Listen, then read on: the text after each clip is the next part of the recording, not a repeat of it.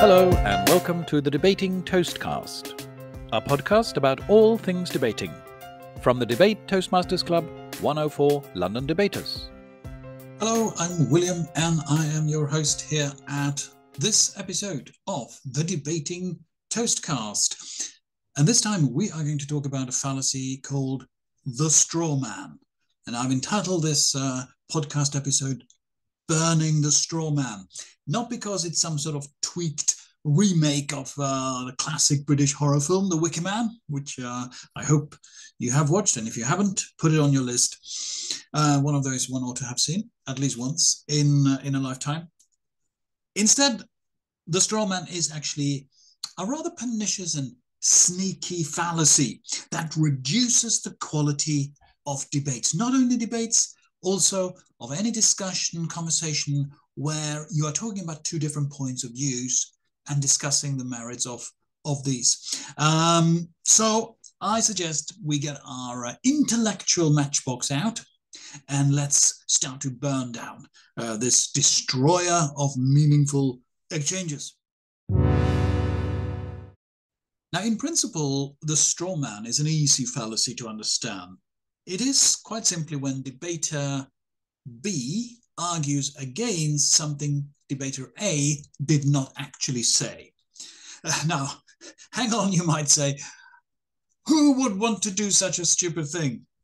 The answer is you and me.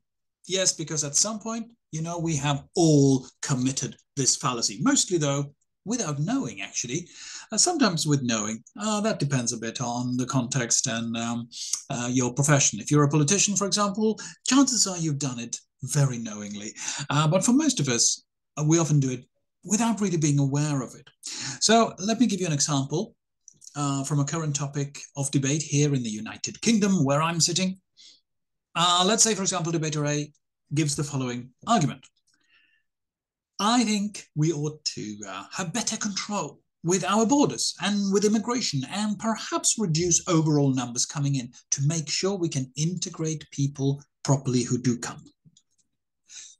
And then on comes debater B. That's a terrible idea. Immigrants have contributed so much to this country. Let me give you 15 examples of positive contribution by immigrants. Number one, etc., etc., etc., etc. Now, notice, debater B did not engage with any of the points debater A put forward, but instead argued that as if debater A had said, immigrants do not make any positive contributions, or we should close our borders completely and have no more immigration at all. But of course, that is not what debater A said. Now, it also works the other way, so let's turn the argument the other way around. So debater A, I think we ought to have a more generous immigration policy and system.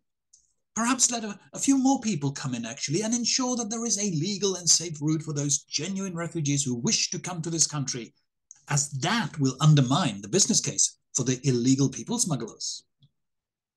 Debater B. That's a terrible idea. Throwing the borders open, letting anyone come in will lead to chaos and we risk being overrun by criminals and terrorists. Let me give you 15 examples of terrorist-related or other violent crime related to illegal immigrants. Now notice again that debater B is not responding to the specific points debater A put forward. Instead, he is arguing against having no control whatsoever. Well, that's not what debater A argued for. Let me give you another example. The BBC license fee. Debater A may say that we should abolish the license fee and finance the BBC through general taxation instead, like they've done in some Scandinavian countries. Debater B then starts talking about how wonderful the BBC is, how good the corporation's journalists are, how important it is now in a time of misinformation and disinformation and social media chaos. They will talk about its honourable history during World War II, etc., etc., all of that stuff. Now, all of that may be true, or of course it may not be true, but even if it is true, the key point is that it's not relevant for the case debater A put forward, which is financing the BBC only differently, not through the license fee, but through some other means. And so therefore debater B is simply arguing against a straw man. He is pretending that what debater A said was that the BBC is terrible and we should get rid of it. But that's not what debater A actually said. Now, so that's what it is. Okay, that's what the straw man is. And that's how it can sneak into our debates, because sometimes we think that the proposition will say something, or the other side will say something, or is saying something, but then they say something slightly different than what we prepared for, or something different than what we imagine, if I might. And if we're not listening carefully enough, and if we're not ready to be flexible and respond to what they're actually saying, then we very quickly, without actually wanting to, end up in straw man fallacy. Okay, so how to spot it when it happens? Now, the straw man fallacy often manifests itself by portraying the other side's argument as more extreme than they really are, or you're sort of making this assumption, often unstated, that those state points are much more extreme. You can often spot a straw man rearing its ugly head by the phrase, "so what you're saying is." This is when you're trying to repeat back what the other side is saying, something that can be helpful for clarification, sometimes if it's done in good faith. But if it's done in the spirit of the straw man fallacy, what follows is a caricature or an exaggerated version of the statement that person just made.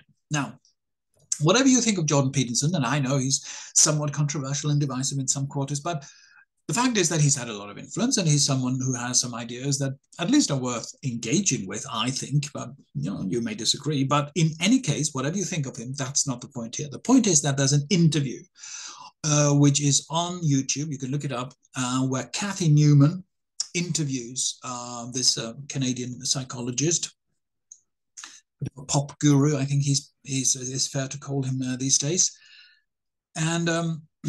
And like I say, you don't need to agree with either of them, but just listen to what Ms. Newman is doing in that interview. When Dr. Peterson comes with a point, she says, "So what you're saying is," and then comes a much more extreme or much more exaggerated version of his views.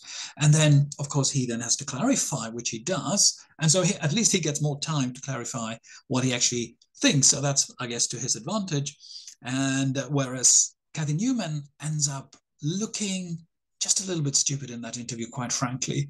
And so, and that's the danger with using the straw man fallacy. If the other side calls you out on it and says, "No, that's not at all what I'm saying. What I'm actually saying is." Now, it can also happen, at work, at home, anywhere where you are out there, that people sort of talk past one another. And that's often, it's a form of straw manning very often.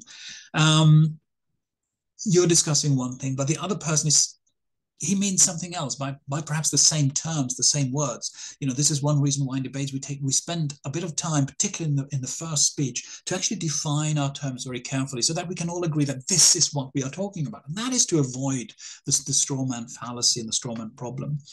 And so, but when people talk past one another, you are essentially wasting time, right? Because you're not talking about the same thing. So it's a waste of time. Now, in formal debates, what you will notice is that one side is basically arguing against something that the other side didn't actually argue for. So again, you're not engaging. You don't have what we call the clash of ideas. You're just talking about two different things. And that's a waste of a good debate. So don't do that. Now, how to not do that?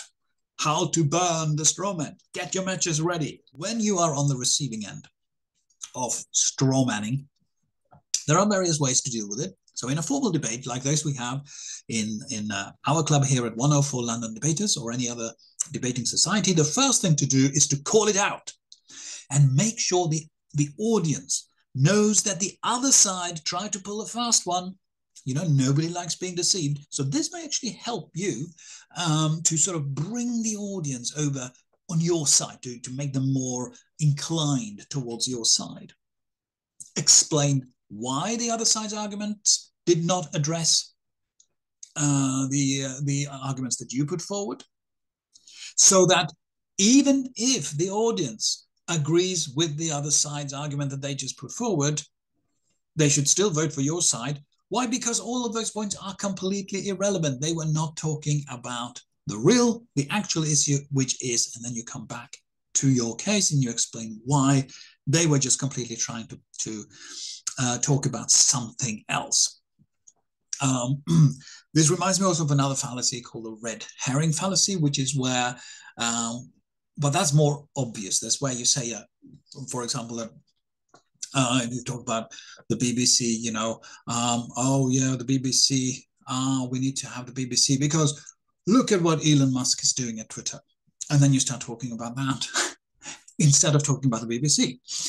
So it's where you deliberately change the subject and you veer into something completely different in order to sort of get the audience attention away from the real topic. So that's a related fallacy, and sometimes the two happen.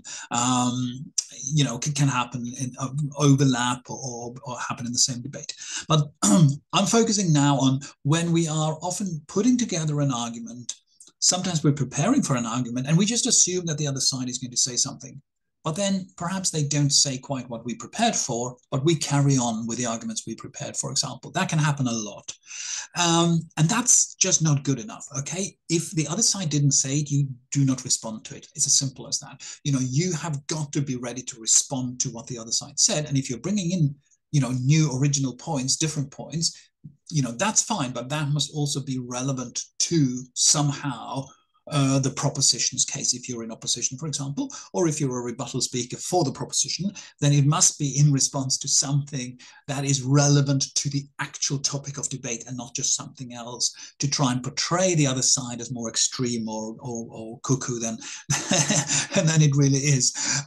So that's very important. So this is true for either side. For either side, don't try and portray the other side as crazier than what they are, for example, or more extreme than what they are, because there's a dishonesty in it, first of all, but secondly, as I said, it just wastes a good debate instead of actually clashing and engaging with the ideas you put forward. Now, so in a formal debate, you call it out, you say, that was a complete strawman argument. You can use that just to score some points to show that you know your fallacies. That was a complete strawman fallacy, and so forth, and everything they say is completely irrelevant, etc., etc. Now that helps you because in a debate you're trying to convince the audience and not the other side. However, in work or at work, I should say, or in a domestic or some other setting like that, and more privately with your friends, it's often wise to take a less confrontational approach, at least if you don't want to have your nose punched by someone who gets annoyed with you. Say something like, oh, I'm sorry, I didn't clearly explain my view, or I didn't explain it well enough. So, because what you said there that's actually not relevant for what I said. I completely agree with your point, but that wasn't actually what I was what I meant. So let me rephrase. So in other words, what you do is that you, instead of pointing the finger of blame at the other person, which then makes that person go into defend mode and just insist that no, his understanding is right. Instead, what you say is, "Wow, oh, this is my fault. Sorry, I didn't word my sentences well enough, or I didn't explain well enough what I meant. So let me rephrase that. Then you sort of point the finger at yourself. That makes the other person more receptive, and you can explain your view again, and then hopefully you can then have a meaningful discussion on what the topic is supposed to be about. So, in conclusion, avoid the straw man.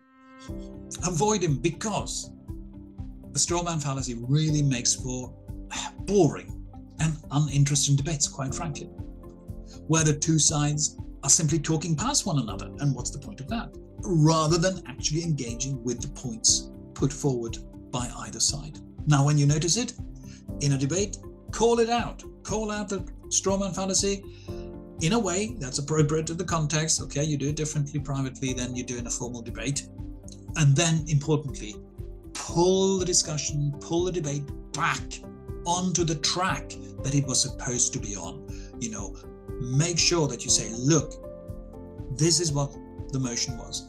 This is what we said. The other side has not engaged with the actual case we put forward. They are trying to pull the wool over your eyes. Now here is the real arguments. This is what it's all about, etc. So there we are. So now, hopefully you're ready to do that. If you like this little podcast, I hope you will click, obviously, the like buttons, but also follow us. Follow this Debating Toastcast so that you will get notifications of any new episode. And I hope to see you in future at a debate meeting at 104 London Debaters. You've been listening to the Debating Toastcast. Feel free to leave a comment, critical or encouraging. We welcome both. And if you'd like more information about joining the club or coming first as a guest, please have a look at our website, 104londondebaters.club, or send us an email on info@104londondebaters.club.